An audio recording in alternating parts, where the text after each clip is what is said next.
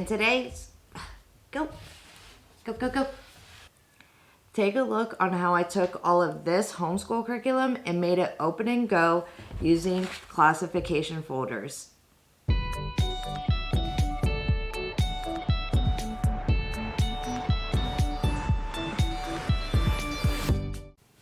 Hello, I'm Roxanne and welcome to my channel, Catholic Homebody, where I talk about all things home.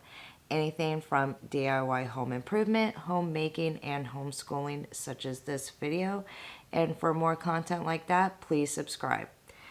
In today's video, I'm going to be sharing with you how I turned the majority of our homeschool curriculum open and go using classification folders. So this school year, I'll have a 7th, 5th, 3rd, and 1st grader.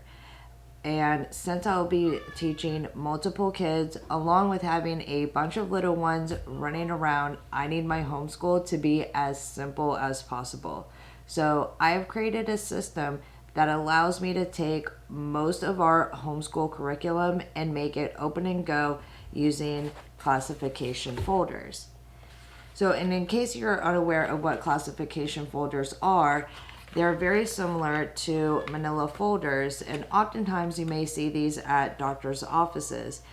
And the neat thing about these is that there are multiple sections in them, and there's fasteners here at the top that allow you to secure papers in them.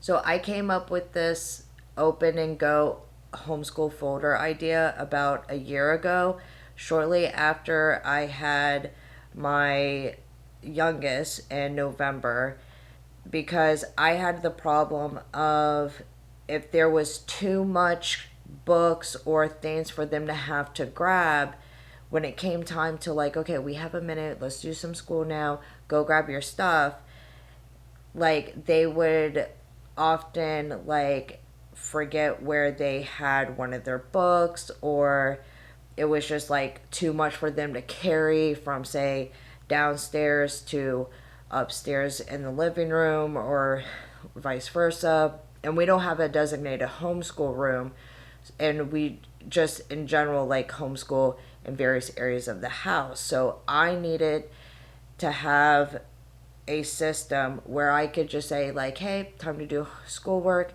and they could just easily go and grab their schoolwork, and it without, it just being too much for them to, take it around the house.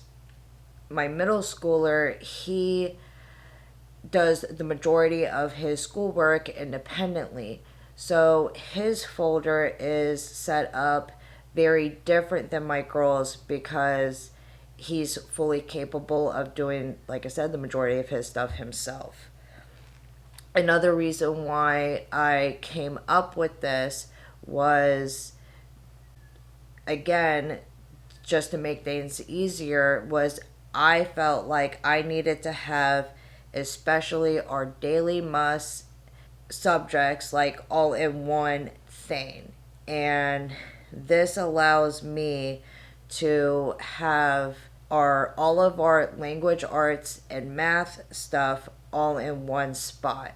And language arts and math are like the must, like we must get to every day things. So this does not include history, science, religion, or literature, because those are all book-based studies for us, and I cannot fit like books obviously in these folders. Although that would be like really cool to be able to incorporate like books and stuff in a completely all-in-one thing. But yeah, this allows me to have at least the must-haves, everyday things in these. And the reason why I like using classification folders, say, versus a binder is because I feel like binders are often too bulky. My kids often tend to drop them, which causes paper to fall out and get all like mixed up. And the reins always get bent, and I've just never really had good experiences with binders. And I can honestly say that I have not had any of those issues using the classification folders, and the papers always have stayed in very securely, and these just have worked really well for us so far. At the very beginning of these, we have a general weekly schedule. This is mainly for my reference. And on the inside, the first section that we have is our Good and the Beautiful's language arts curriculum. I have the PDF that I just print out and will put in here.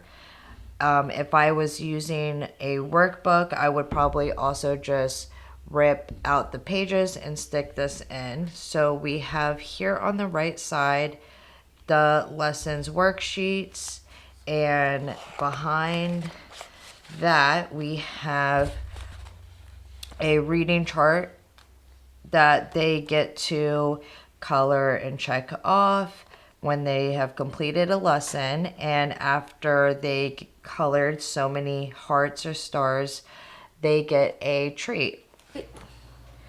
On the left side, I have their sight word ladders, and once they mastered one of their sight word ladders, they get to color a little animal, and they also get a special treat for that as well. Next, we have our math section. We're using Matthew C's curriculum, and the lessons worksheets go here on this right side, and then the left side is math facts drill worksheets. I get the majority of our math fact drill worksheets from Matthew C's website. They often will also use extra math online for math facts, so we sort of alternate between online math facts and paper drill sheets. But I have a section for their actual math lessons and a section for just math facts for them to practice with mastery. Next, I have in Genevieve section, grammar, which from the first language lessons level 4. Here on the right side, I will print out the table of contents, so that way I could just use this as like a checklist when we've completed lessons. For first language lessons level 4, there are worksheets that she'll have, and those will go here on the top. In first language lessons, they memorize poems throughout the curriculum, and what I like to do is I make a card of the poem that they're currently memorizing, and then I tape that here to the back. And then once she's done memorizing this and we're now on the next poem to be memorized, I'll take this out and add the new one in.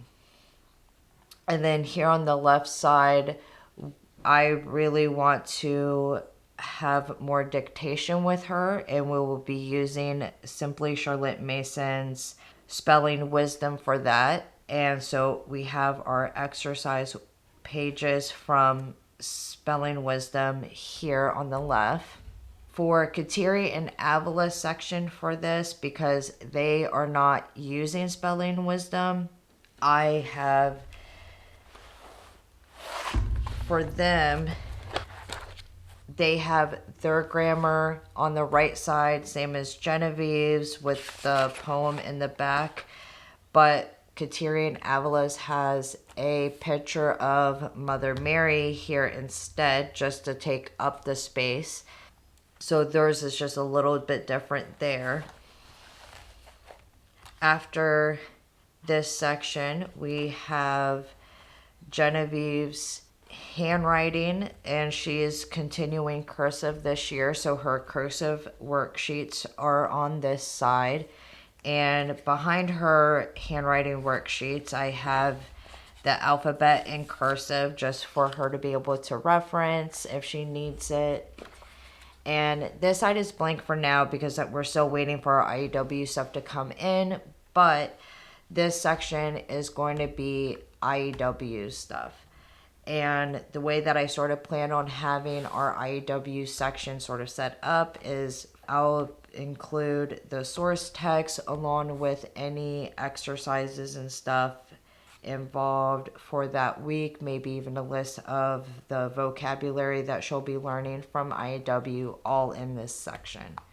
And that's pretty much it for Genevieve's Open and Go folder. Katiri's section, and same with Avila's, they are not doing any formal writing this year, so this last section for them is only handwriting. Their handwriting worksheets are on the right, and their alphabet handwriting reference is just here on the left. And that's how theirs is set up. And then once they have completed a page out of their folder, they just take it out and they each have their own pocket folder that they put their completed work in. I usually empty this out every couple weeks. When it comes time to having to refill their Open and Go homeschool folders, I like to use this accordion organizer to store all of their future homeschool work, and everything that is in here are things that will be going into this folder. And the way this works is I have a section for each kid that I put all of their future work in.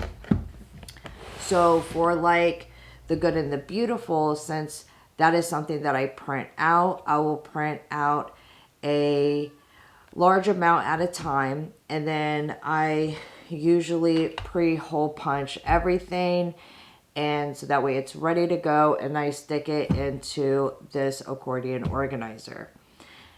And same for like Matthew C, which is more like actual workbook. I'll like rip out like a good chunk of this, pre-punch it, and then stick it in here, so that way when it comes time to refilling, everything is pretty much ready to go. And I got this 2-hole punch specifically to use for classification folders, and this has been just really nice to have. I thought this was something that would have been way more expensive than what it was, and so I got this finally this year from Amazon. It was like only like $6. So last year I was just using a single hole punch, which was getting the job done, but this is so much more convenient. Anywho, so once they have emptied a section out of their Open and Go folder, I just take this out and grab some more paper to fill in that section, and it's ready to go. When I first set these up last year, I actually had the intention of only filling in a week's worth in each section. So like I would only have like a week's worth of, say, you know, the reading lessons, what I would have wanted to accomplish in 1 week in the math, and so on. And the point of that was so the kids could get the gratification of seeing, like, at the end of the week, like, oh wow, like I did all this work and my folder's all empty because I completed all my work for the week. But I did not get to everything I would have planned for the week. And to be honest, I would get really lazy. It was never good about always refilling these at the end of the weekend. So that is why I just now fill them up a lot more than say what I did last year. Thank you so much for watching this video and seeing how I set up my Open and Go homeschool folders. I hope you found this useful and are able to walk away with maybe some ideas on how you can make your own homeschool curriculum more open and go. Please give this video a thumbs up and please subscribe.